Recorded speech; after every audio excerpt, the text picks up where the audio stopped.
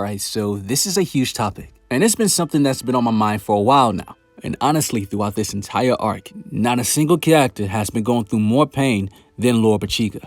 In the recent chapter 297, we see that Megicula has manifested in flesh, but not fully. And when this happened, Loropechika's devil curse advanced to so much negative mana, which she now looks like a full-fledged devil. Which lead us to the true topic around this whole discussion. What is the fate of Loropechika? Is this the end for her? Because Megicula needs Loropechika and Vanica to die, so the manifestation of Megicula can be fully completed. And if Vanica is dead already, we got a lot to talk about today. And before we start, we got to talk about the fact that you're not subscribed yet with notification bells on.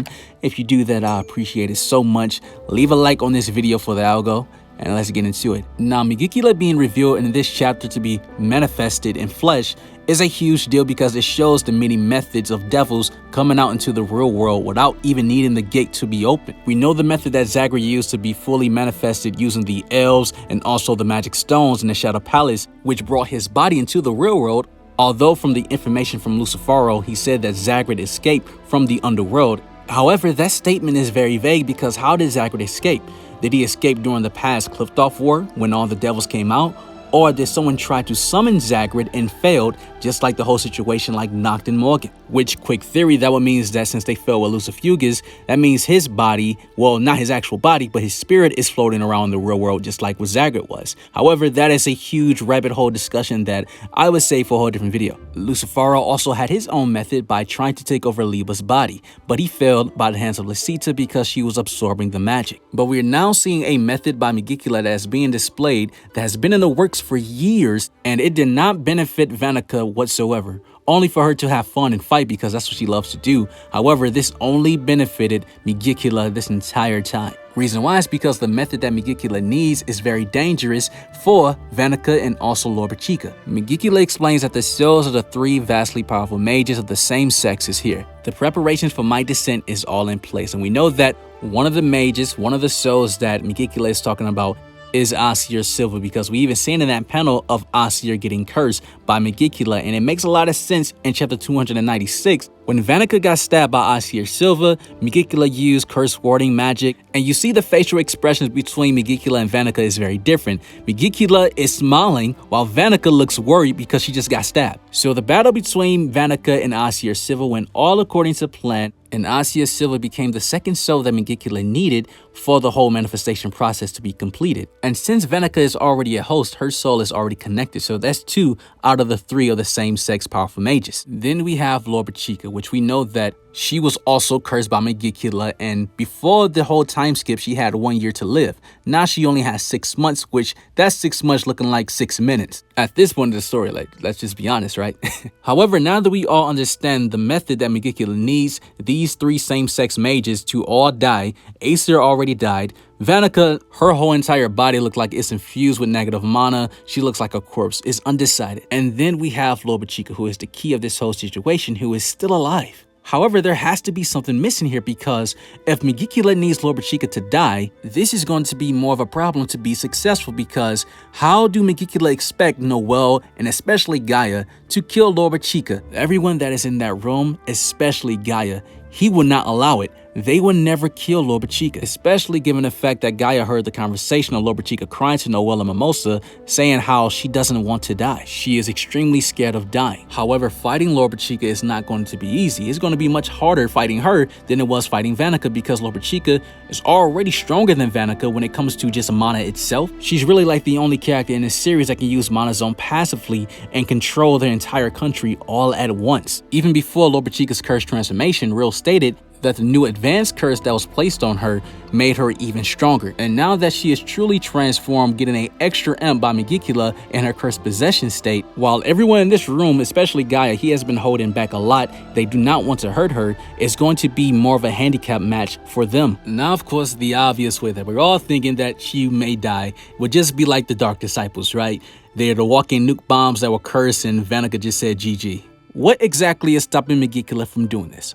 Well, everything. A bomb going off in the Spade Kingdom will destroy the entire castle, which will ruin the entire Tree of Cliftoff ritual. Megicula cannot afford for that to happen. These bombs were huge. Look at the size of those things. Pause.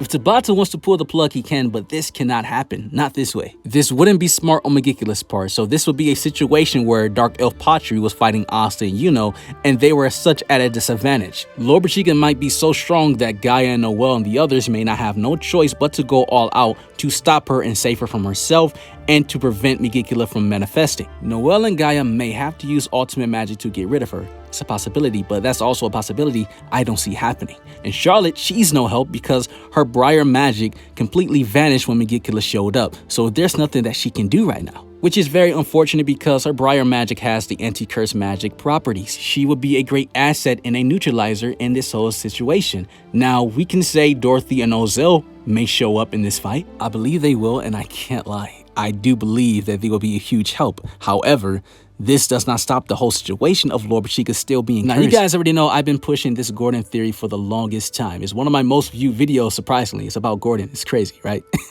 But if you missed that video, to sum it up, I talked about that Gordon's family is already connected to Megicula. And we know that from Gordon's grandmother, that their ancestors had made contracts with Megicula. And since we know that Megicula is the father of all curses, and Gordon's family has curse magic, we know that where the curse magic comes from. Gordon's father, however, is a curse recovery mage, and Gordon used the 6-month time skip to study under him. We already know the way that Tabata writes this story. He loves to play with foreshadows. Why would Tabata add in a plot point for Gordon to learn and study curse recovery magic, and his family is already connected to Megicula, while one of the main characters in this arc is cursed by Megicula and is going to die by the curse that was placed by Megicula?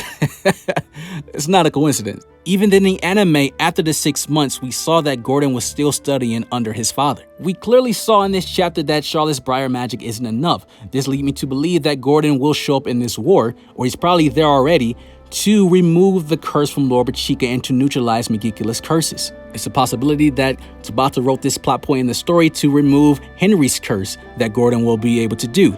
Or it's for both. Loropechika will be able to live and Henry will get his wish to be around everybody that he always wanted. However, I do not see Tabata adding a plot point that is connected to Gordon and his family, to Megicula and Loropechika and the curse for this to not happen. Now, if Loropechika was to die, what's going to happen to the Heart Kingdom? This will be bad. There is no other queen that we know about. She doesn't have any siblings, or there isn't anyone next in line to be the queen that we know of. And her magic power and the way it works is key for the establishment for the Heart Kingdom. She provides for everybody. She can provide and change the entire terrain of the entire country. She can see everything. She is needed in the Heart Kingdom, so she needs to live. However, this may be still a possibility of Loropechika dying in this story. This may be the end of her. The water spirit, however, may still stay with Noelle even if Loropechika survives. Loropechika may feel that Noelle is better suited, even though she is, to keep the water spirit. Regardless of all this though, even if Loropechika survives and they neutralize the curse, who is going to get rid of Megicula? And I can tell you that by subscribing to the channel with notification bells on, we can make videos around that discussion and talk about it, right? There you go. You guys have an awesome life. Take care of yourselves. Stay blessed, and I'm out.